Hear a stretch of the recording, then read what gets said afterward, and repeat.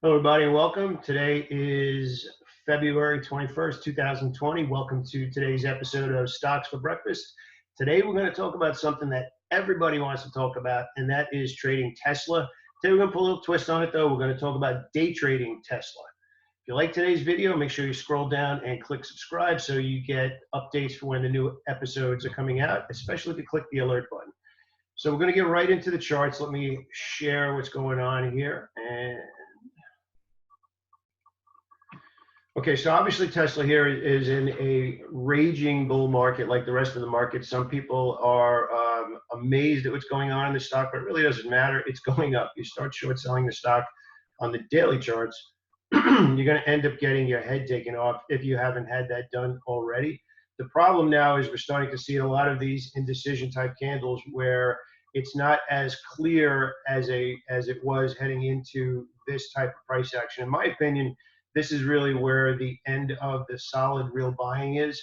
We're obviously traveling higher, but if you think about what's going on after it traveled higher, we're starting to see some distribution days where we're starting to close below the opening price, which is actually what's leading me into talking about trading Tesla today as a day trader and how you can trade it a little bit differently regardless of what's going on the longer time frame. So essentially what we're going to do is we're going to break it down as if we were sitting in the room together and day trading. And one of the first things I always do is I map out the previous day's high and low. So that's essentially what we're looking at here. So this was Wednesday, and this is Thursday's price action. You can see I've drawn a line at the previous day's low because we opened here and immediately punched through the lows.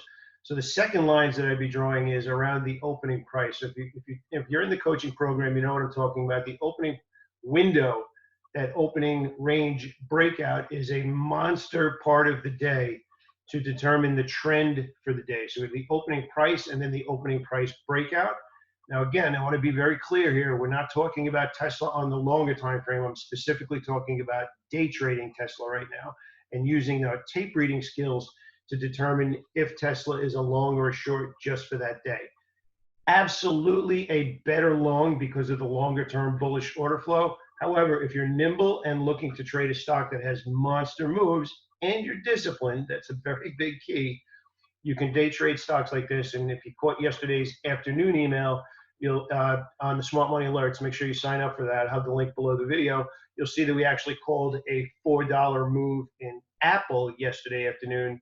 Same exact type of setup. So essentially what we're looking to do here is there's one of two different ways you could possibly trade it. You could trade it on a breakdown below the previous low, but again, if you're watching a lot of the videos, we want to see confirmation first if it's not an A+ trade. So you can get in on a buy stop or a sell stop immediately if you have solid order flow, the stock hasn't traded too far, what I call it still has room to go, meaning profit potential to go. You can get in sooner using a buy stop or a sell stop. However, if it's not one of your A+ trades, you want a little bit more confirmation, like we've actually had in a couple of the breakdown trades recently that have not followed through, which is why we wait for confirmation. In this case here, we want to wait for a little confirmation. So you can see that although Tesla broke below the opening price and yesterday's lows, we're not shorting immediately. We're waiting for it to get outside of this opening range. We end up getting below the opening range, yesterday's low right here, and you had a choice.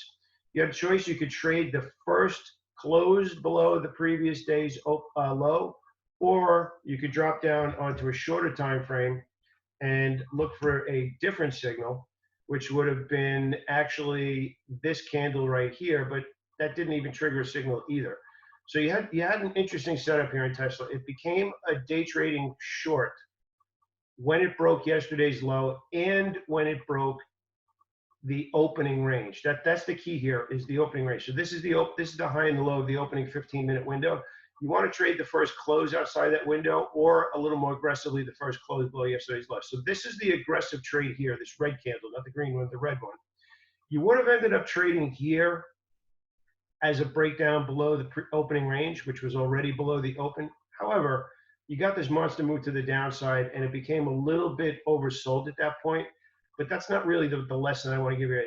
It's not so much whether or not you would have traded it aggressively on the first entry or missed the second entry, or the second entry didn't make sense. What I'm trying to teach you here is setting up trades so that the strategy makes sense first. Then you look for opportunities, because it's very common to have really good setups, but maybe you don't get a good risk to reward, or you don't get the right setup where you can manage the downside and have enough profit potential. So what I'm trying to get across here is there's two levels for aggressive day trading. There's yesterday's high and low, and then there's a breakout of today's opening price. And Tesla is one that you could have traded yesterday on the first aggressive trade below yesterday's low, which was the confirmation, or this one, which would have been the first close below today's opening price, and you didn't actually get it. Apple actually gave us a little bit of a different trade. Let me, if I zoom out a little bit here, it wasn't at the opening price, excuse me, it wasn't at yesterday's low, but if we zoom out to the 15-minute chart again, we actually got a really good breakdown here, and a pretty clean entry here, roughly $4, 322.50 down to 318.50. So again, whether these are perfect trades or not, they're not from a daily chart perspective, but the day trading universe is miles different from the swing trading longer term position. If you've never been a full-time trader, you'd be amazed at what somebody will do on an intraday basis and justify the trades, and which, quite honestly, if that active order flow on that much shorter time frame is clear, meaning they could see trades hitting the bid, they could see making lower lows, lower highs in those shorter time frames, a day trader can justify those trades as an A-plus trade in that time frame. And if you're not a day trader, that might be a little hard to understand because you're used to looking at charts that go out months. But that day trader in their universe, that's the time frame that they're micro time frame that they're mostly watching. I did that for years. It's a long, exhausting daily grind. By the end of 6.5 hours, you are tired and you just can't wait to go and decompress. But it's interesting. I thought if you happen to not be a day trader, it would be a great way to start out looking at Tesla. But here's also the key. Let's go back to the Tesla chart. Although I'm talking about a 15-minute chart here and how to trade it, the principles are what's actually more important, because if you go out to a daily chart on Tesla, you can actually use the same type of principles where you're looking for the previous day's high or low, and you can look at it on higher time frames such as the weekly charts. Now, Tesla actually here has just been what we call well bid as a monster for all of these weeks in a row. And if you're new to well bid essentially means it goes back. It's a term that I invented back in 2000, actually, when we were trading level 2 boxes. It means higher highs and higher lows on the charts, and that basically means you are getting support by institutions where they're making creating higher highs and holding the bid at higher lows from one day to the next. You could use that on any time frame, but it's a really good proxy without dropping all the way down to the level 2 box and watching the bids and offers go back and forth, because they can be a lot more challenging to read than they used to be back in the day when things were in fractions. But this is a really solid way of using the principles that I just taught you as a day trader that you can go back and use as a longer term swing trader or position trader. A couple of other trades that I want to talk about today that I think are really interesting, and what I'm about to show you, I'm actually going to provide a link below this video for a longer term play, and the stock is actually TCO. Not necessarily something that I'd be looking to trade right now, but it is a common question that I get is, how do I trade these super fast move off the lows? I feel like I missed them. Well, you didn't miss it because it broke down to new lows. You're not really going to be looking for a super fast move. However, what I want you to do is understand how to spot this activity and what it means. And this is essentially what's known in the business as a short covering rally.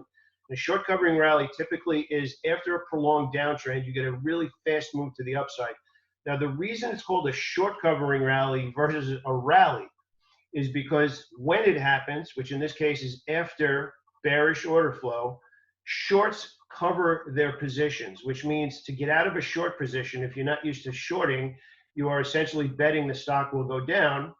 You have to buy back the stock. And if you believe that the down move has ended, you see one person buying, and then all of a sudden you start to see these days where everybody's now piling on really quickly because they believe the move is over.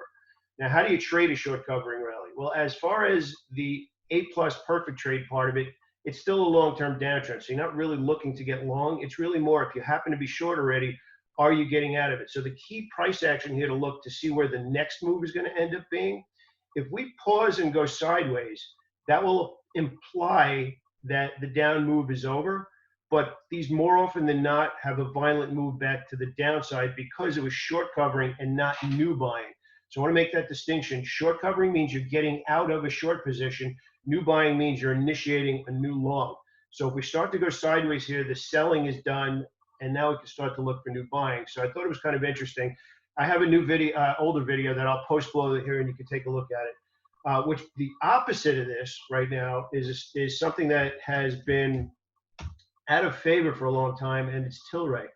And this is really where real chart reading goes to the next level and becomes tape reading. So just on its own right now, you might be looking at the stock as, excuse me, and saying, "What's all right, big deal? It had this big move, it came right back down." But here's where you're really going to learn from watching these videos. You start to add volume in here, and this is what's known as accumulation. Accumulation is after a long downtrend, you start to see a lack of price movement, which you can see here, we're kind of just in a $2 to $3 trading range, but on heavy volume. So heavy volume without advancement is what's known as either accumulation, which means it's smart money buying after a downtrend, which will end that downtrend, or a distribution, which is after a big move to the upside, a prolonged pause to the side, and heavy volume typically implies heavy selling. So in this case here, I'm going to make the call. I'm going to put myself on the line and say we're seeing accumulation in TLRY right now. And just to give you an example of what this looks like, as it unfolds a little bit longer, we called out a trade actually on December 31st in this stock CRWD, and you can see after a prolonged downtrend, we saw this massive spike in volume over the month of December, and we called the long, and we got a really nice $20 move off of it. So I thought that was pretty interesting to see the difference between a short covering rally and accumulation. So keep an eye on that stock, TLRY. TCO was short covering rally, TLRY was accumulation.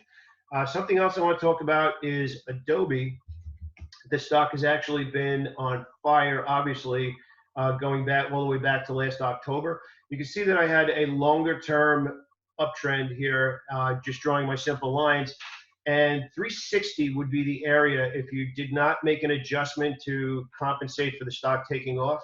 This would have been the area I've been looking for the stock to pull back. We actually got a healthy bearish engulfing candle yesterday, or what I call a bearish U-turn, where it pushed through, came back, and closed below yesterday's high. I'm looking to bid the stock down here in the 370 level. And an advanced strategy right now, a lot of times they'll tell you to set an alarm, but it's very important for you to get your price. And there's nothing like having the stock in your position summary to know you're actually in the trade, to know how strong or weak the stock is. So sometimes just watching it in a stock watch or just having an alarm set is not really powerful enough. So an advanced technique used by professional traders is, now I have 370 as my initial entry. I'll put a limit order to buy at 370 down there, so I actually get filled on the position, and I won't do anything else in the stock at all before that. I'm not going to be tempted to get in early because it's super strong. I want to get my price, or I don't want to get involved at all. Next one on the short side, we're going to look at ExxonMobil.